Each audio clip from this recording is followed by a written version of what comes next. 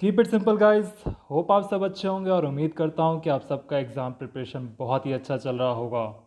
तो शुरू करते हैं पहले प्रश्न से। हमारा पहला प्रश्न है, मध्य प्रदेश का कौन सा जिला गुजरात और राजस्थान राज्यों की सीमाओं को छूता है? ये जो सीमा से रिलेटेड जितने भी क्वेश्चन आते हैं बहुत इंपॉर्टेंट होता है। आप सीमा से रिलेटेड सारे क्वेश्चंस को याद कर लीजिए, बाय हार्ट कर लीजिए।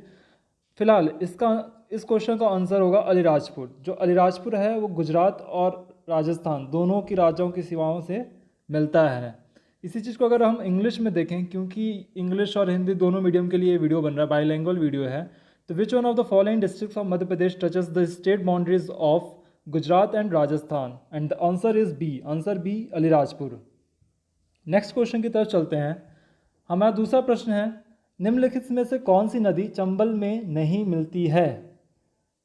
ये बहुत इंपॉर्टेंट क्वेश्चन बनता है ज्योग्राफी के हिसाब से। नदियाँ और जो स्टेट बाउंड्रीज होता है, राज्यों की सीमाएं, ये सब बहुत इंपॉर्टेंट होता है। हालांकि गत वर्षों में हम ये भी देखे हैं कि स्टेट हाईवे, नेशनल हाईवे, इससे रिलेटेड भी क्वेश्चन पूछा गया है।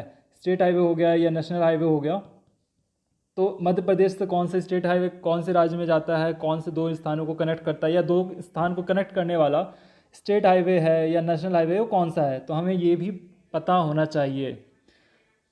और इसी को अगर हम इंग्लिश में देखें तो which one of the following rivers does not join river Chambal? तो इसका आंसर होगा पार्वती। पार्वती ऐसा है जो चंबल में नहीं मिलता है, बाकी शिप्रा, काली सिंध, बेतवा ये सब जाके चंबल में मिल जाते हैं। तीसरे प्रश्न की तरफ चलते हैं। तीसरा प्रश्न है, मध्य प्रदेश के किस जिले में जनजाति जनसंख्या का सर्वाधिक प्रतिशत है? ये बहुत ही आसान क्वेश्चन है। आप लोग जब शुरू किए होंगे पढ़ाई करना तभी आपको ये पता चल गया होगा। इसका आंसर है Jhabua. Which district of Madhya Pradesh has highest percentage of tribal population? इसका आंसर होगा झाबुआ, आंसर ए। चौथे क्वेश्चन की तरफ चलते हैं। हमारा चौथा प्रश्न है, गुजरी महल किसने बनवाया था? गुजरी महल किसने बनवाया था? सबको पता है, आंसर सी, मान सिंह। गुजरी महल वॉज बिल्ट बाई मान सिंह, आंसर सी। प्रश्न पाँचवें की तरफ चलते हैं। प्रश्न पाँचवा है हमारा, एन पासेंट किस खेल से संबंधित है? तो ये बिलियर्ड्स से संबंधित है, बिलियर्ड्स, आंसर ए। छठा प्रश्न है हमारा, प्रथम राजीव गांधी खेल रत्न पुरस्कार किसे प्रदान किया गया था?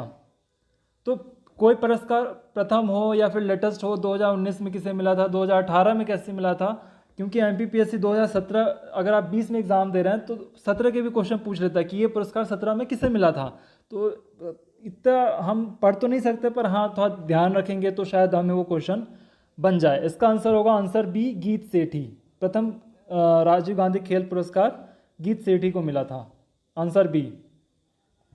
हमारा सातवां प्रश्न है, लोकसभा में अनुसूचित जाति के लिए आरक्षित स्थानों की संख्या कितनी है? तो इसकी संख्या है 59, answer A. How many seats are reserve for scheduled caste in the Lok Sabha? And the answer is A, answer A 59। हमारा आठवां प्रश्न है, नेपा नगर का संबंध किस उद्योग से है? अब आपको ये भी समझना पड़ेगा कि जो डिफरेंट डिस्ट्रिक्ट है या जगह है उसका ये भी पूछा जाता है कि उसका संबंध किससे है। जैसे कि नेपा नगर का संबंध है हमारा अखबारी कागज़ से। आपको ये भी जानना पड़ेगा कि ओपीएम करके एक जगह है शहडोल में, वहाँ भी कागज़ बनता है, वो भी पेपर के लिए प्रसिद्ध है। एसपीएम होशंगाबाद हो गया, वहाँ भी न्यूज़पेपर तो नहीं बनते, वहाँ पे करेंसी नोट्स के पेपर बनते हैं। तो करेंसी नोट्स के पेपर वहाँ बनते हैं, और छपते कहाँ हैं नोट कहाँ बनते हैं फाइनल स्टेज में? वो बनते हैं देवास में। तो आपको ये सब बातें भी याद होनी चाहिए। इसी को अगर हम इंग्लिश में देखें, Nepa Nagar is related to which of the following industry? And the answer is answer B, news print paper. नौवें प्रश्न की तरफ चलते हैं। मध्य प्रदेश के निम्नलिखित स्थानों में से कौन सा एक 80 डिग्री पूर्व देशांतर या पर है या उसके निकटतम स्थान पर है? तो इसका आंसर होगा आंसर ए, जबलपुर। तो आपको ये भी पता होना चाहिए। तो आप गाइस, आप सब समझ पा रहे होंगे कि किस तरीके के क्वेश्चन पूछे जाते हैं और हमें किस तरीके से पढ़ना है, किस तरीके से तैयारी करनी है।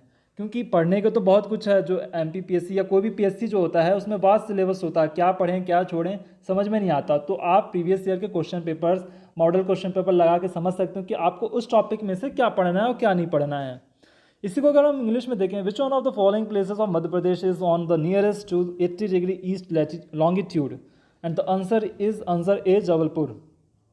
10वां प्रश्न और आखिरी प्रश्न भी है हमारा, मध्य प्रदेश में भावांतर भुगतान योजना किस क्षेत्र से संबंधित है? और इसका आंसर सबको पता ही होगा, बहुत ही सिंपल क्वेश्चन है ये, कृषि।